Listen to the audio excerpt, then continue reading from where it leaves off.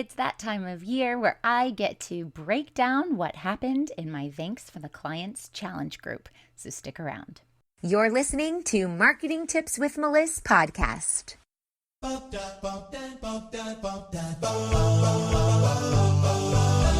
Welcome to Marketing Tips with Meliss podcast. And now your host, Meliss-Ep. All right, I'm really excited about this podcast episode called How Did My Challenge Go This Time? I love doing these podcast episodes to break down the challenge because I know some of you guys might be using challenges as a marketing vehicle for yourself.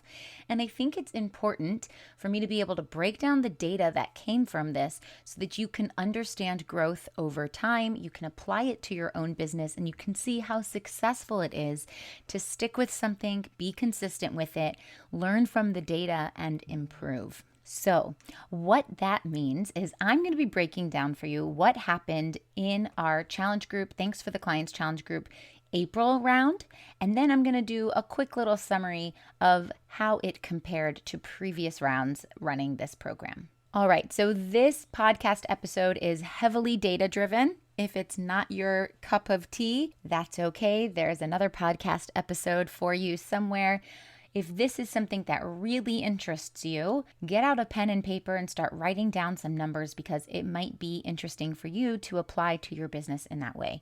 So we ran the challenge at the beginning of April this year, and we had 234 people that signed up for the challenge. Out of those people, 201 of them remained subscribed to our email list after 7 days. So after going through the challenge, we still had 201 people who were new to our world. Of those people, 175 of them joined the Facebook group, which is where the challenge was being held. So if they didn't come into the Facebook group, they pretty much missed out on everything.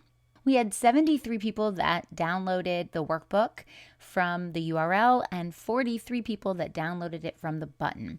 So we have a workbook that we offer with the challenge, and we deliver it through messenger bots in the Facebook Messenger.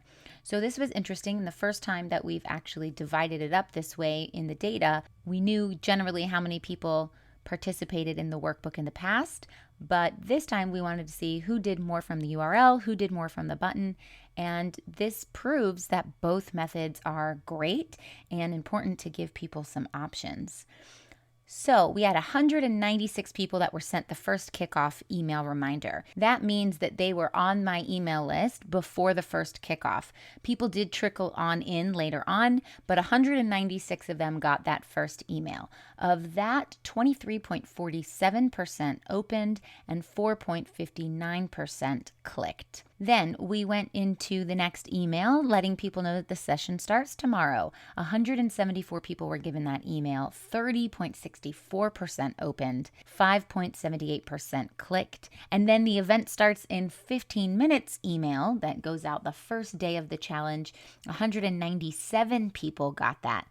So that means that 174 people were on the list the day before and 197 people were on the list the day of. So more people joined in that last little spurt before we went live, and 28.93% of the people opened and 12.18% clicked. That means people are well engaged, not necessarily having to click. The links in there were, if you forgot the workbook, here's the link. If you don't know where the group is hosted, here's the link. So if they already had their workbook or they were already in the group, they didn't need to click.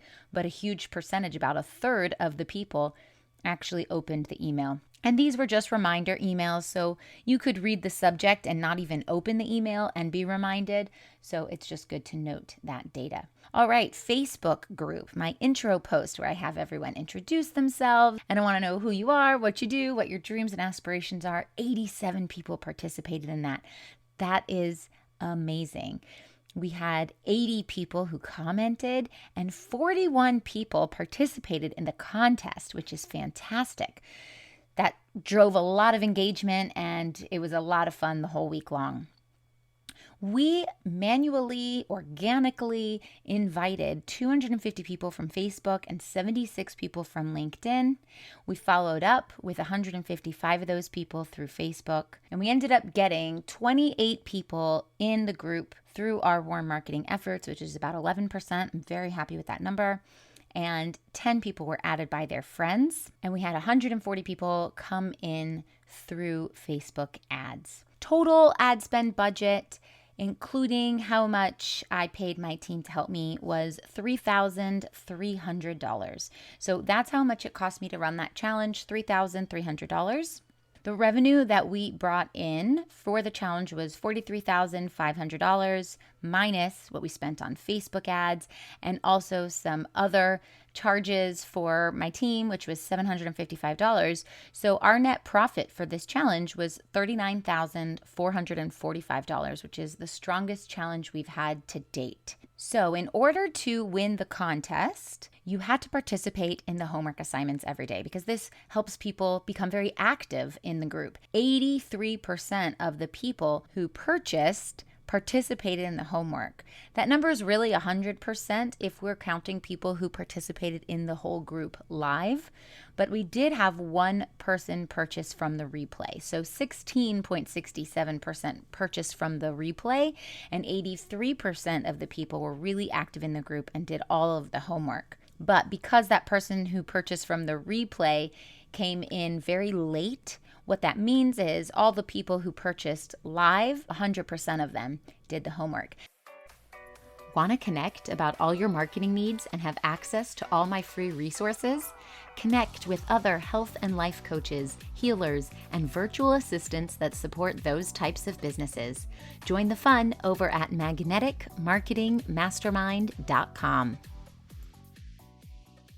This is good intel because if you want to know who's going to be engaged and who's more likely to buy, it's the people who are doing the homework every single day, if you run your challenge that way. So the very first time I ran this challenge, it took me 167 hours to put this together. The next time it only took 40. The next time it only took 10. This time, because I already had everything in place, it only took me 6 hours to put this whole thing together. So I like to take the amount of money that we brought in and divide it by the amount of hours worked. So the net profit divided by the total hours equals what I paid myself hourly. And that was $6,574.23 is what I paid myself hourly. A pretty good payout for only 6 hours of work. I will mention, however, that I still do have business expenses and I pay out my team with this money. So that money is not all mine, but that's how much money the business brought in. $39,000 from this challenge. Now, as I look at the numbers across the previous challenges we've done, it is amazing to see that we have improved every single time. So the first time we did this challenge, we had a 500, it was 14,500 and some change. In the first challenge, we made a little more than 21K. In the second challenge, a little more than 25K. In the third challenge, and here we almost were at 40K. So challenges are very profitable when done well, and recording the data really helps to drive the numbers and figure out, okay, where can we improve next time? What can we do better? For example, when it said I worked 167 hours, I knew that number had to go down. And so we've improved that over time. And also the amount of money coming in has improved over time. And the amount of ad spend budget has grown, and not by a lot. The very first time we ran the challenge, the ad spend budget was only $700. The second time was $1,000. The next time it was $1,600. And this time we spent $3,300. So there you have it. That is how my challenge went. I hope you guys consider running a challenge in the future if it's the way that you see fit to attract your target market, get them involved, let them get a taste of how you teach, and then sell your program afterwards. Or if you were in my challenge, thank you so much for participating. I loved having you in there. These are the types of things that I teach to my clients, and I love that I met so many amazing and powerful coaches and healers who have awesome programs to sell, and you guys have been such a joy to work with just in the short time that I've known you already, and I'm looking forward to many more years of success and also growth in your business. So I hope that you've enjoyed this podcast if you're a numbers person. And if you're not, I hope I didn't scare you away. And that's all for this podcast. If you guys enjoy this podcast, make sure that you like it or review it or you subscribe to it or follow it on whatever platform, and tell all your friends. And this has been a beautiful journey for running my Thanks for the Clients Challenge group, and I couldn't have done it with each and every one of you, and of course, my team. So thank you to my lovely team.